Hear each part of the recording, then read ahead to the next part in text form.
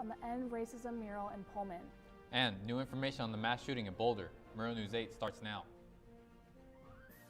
Casting studios on the campus of Washington State University. This is Murrow News 8. Good evening. I'm Ava Wainhouse. And I'm Josue Cuevas. Welcome to Murrow News 8.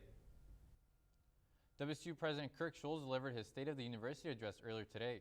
Schulz presented the address over Zoom, and in it he thanked students and faculty for their response to the COVID crisis. He also talked about the issues like how the university will be tackling issues around race. The Pullman Arts Commission is working on an End Racism Now Black Lives Matter mural in downtown Pullman. Reporter Jake Knight brings us a new development in the creation of the mural. Thanks, Ava. I'm standing here in front of where the mural is set to be placed, and according to Pullman Radio News, the Pullman City Council Subcommittee is hosting a town hall and taking comments from the public about the project tomorrow night.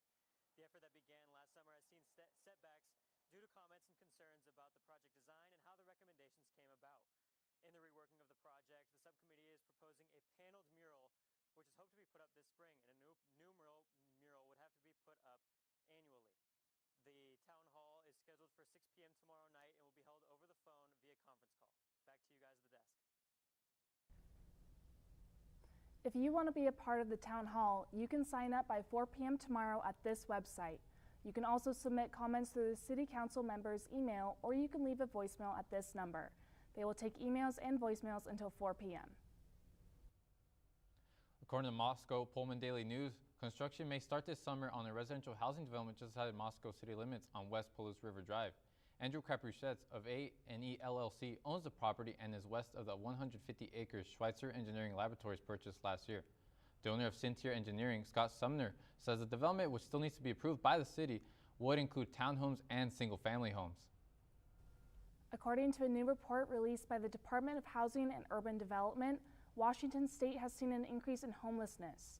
The report uses statistics from 2019 to 2020 and reports an increase of 6.2%, a total increase of 1,346.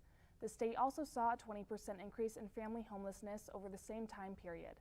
According to the report, homelessness is up 2% across the country. Spokane County Detention Services are investigating the death of an inmate at the Spokane County Jail Monday. According to the Spokesman Review, jail officers said the inmate, whose identity has not been released, became unresponsive while being transported to the Medical Service Division. 2 doses of Narcan were administered before the inmate was pronounced dead shortly after. Jail staff requested assistance from the Spokane County Sheriff's Office for an investigation. According to Moscow Pullman Daily News, Moscow Farmers Market will begin starting May 1st.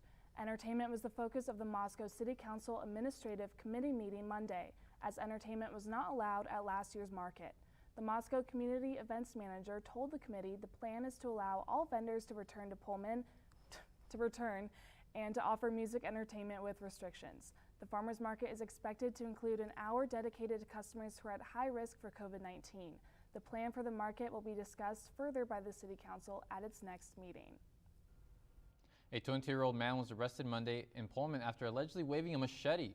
The incident occurred outside of Pullman Building Supply and Walmart. Police say Darian Armstrong was waving the machete outside of Pullman Building Supply, but not threatening any people. Armstrong later entered Walmart and attempted to steal 4 bottles of wine. He was arrested later that day. According to Krem News, Yakima is set to open a federal mass vaccination site March 31st. Governor Inslee announced Monday the site will include a vaccine drive-thru and mobile vaccination units, which will be open for 6 weeks. The drive-thru will be open from 9 a.m. to 3 p.m. Monday through Wednesday and Friday through Sunday. On Thursdays, the site will be open from noon to 6 p.m. Mobile unit locations and hours will be available on the Yakima Health District website. Plans are in the works for 5 in-person commencement ceremonies at Gonzaga University this year. The outdoor ceremonies are scheduled for May 8th and 9th at Union Stadium, Meade School District's new 4,500-seat venue. Gonzaga President Thane McCullough said the college was given guidance for in-person ceremonies as part of Phase 3 of Washington's reopening plan. An update on the mass shooting that left multiple people dead in Boulder. And when we come back, our weatherman Chris Mitchell will let you know what to expect for the rest of the week.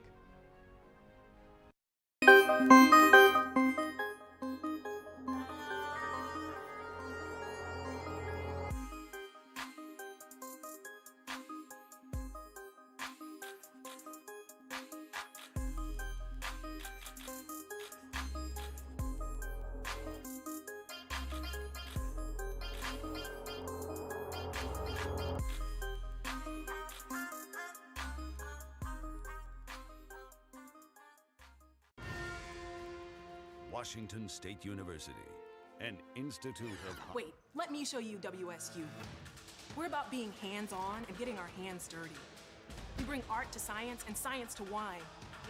We build Mars rovers and launch new medical schools, with the occasional pizza break. Now back to work, because we're always moving forward and leaving our mark on the world. Now that's my WSU.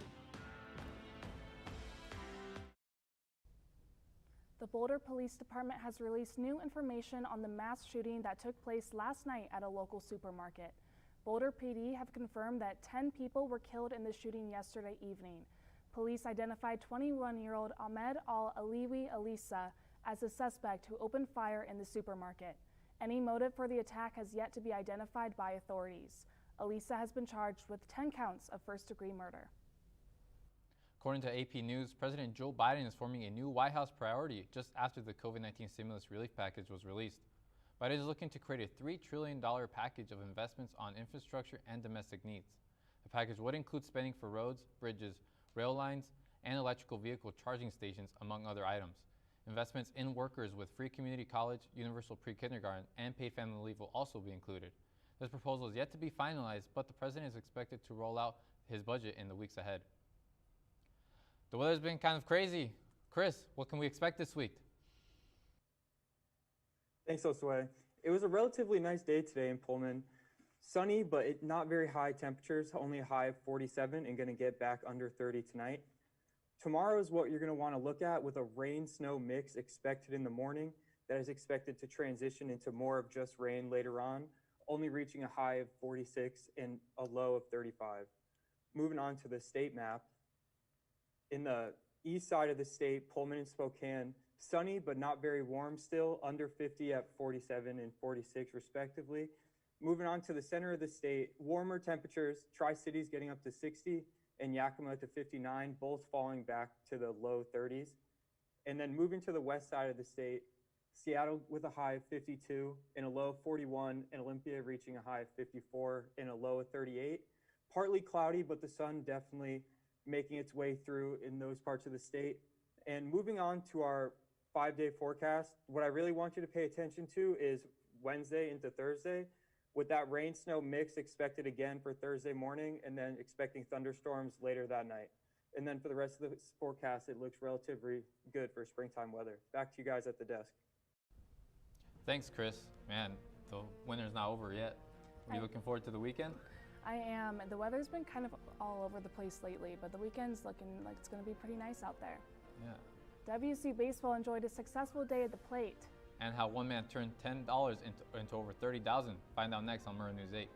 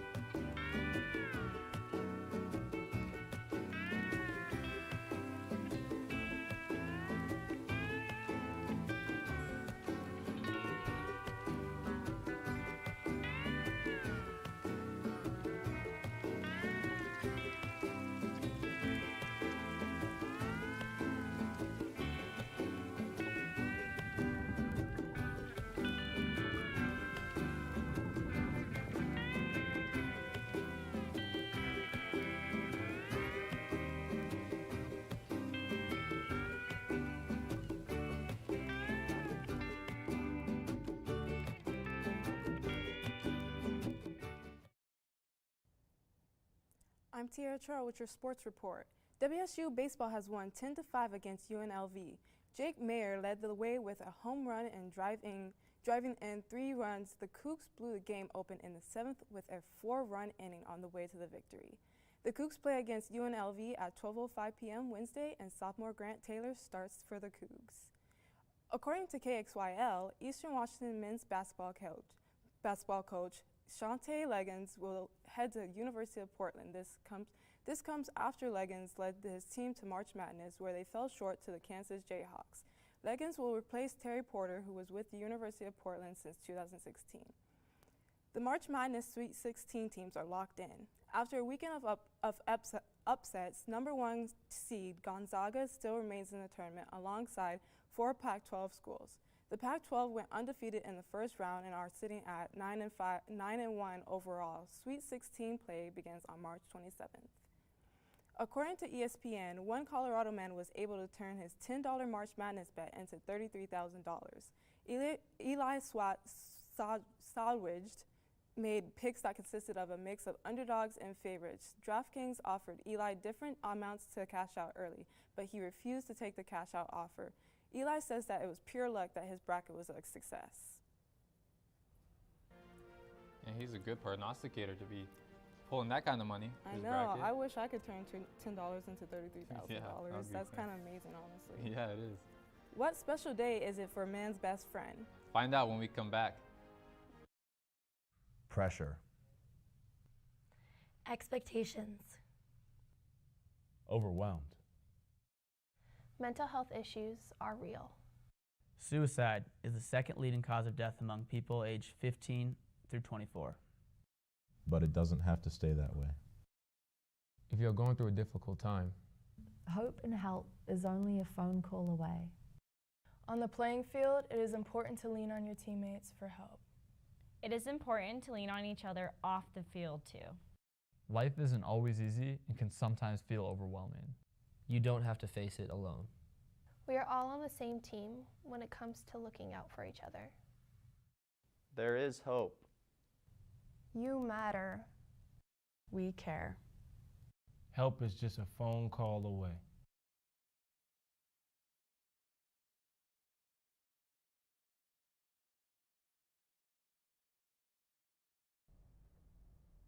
Today is National Puppy Day. In honor of the day, here are some of our Murrow News 8 reporters' favorite pups. Oh, that's my dog, Starring Fox. Oh, it's Andrew's. I think that's Alan's. Oh, that's so, oh my God, I love those chairs. Oh, the corgi, oh my goodness. Such a good driver. Oh, little twins. Oh, Christian. Oh, we're back to me. We're back to Andrew. So, Josue, how many dogs have you had? I don't have any dogs, actually. You don't have any dogs? I love dogs so much, but I don't have any. Oh my gosh. I know, my sister has one and my best friend has one, but yeah. I grew up with dogs my whole life. Like, I've had, I think when I was born, like there was like 4 dogs in my house, and like throughout almost like my entire childhood, we always had 4 dogs, and then we get new dogs and everything. Right now we only have Fox. She's kind of a troublemaker, but I think we can all relate to that. We always have that one animal that just like creates chaos wherever they go. That's Fox for sure. Like having a small child in the house. Yeah. Well, what's your favorite kind of dog?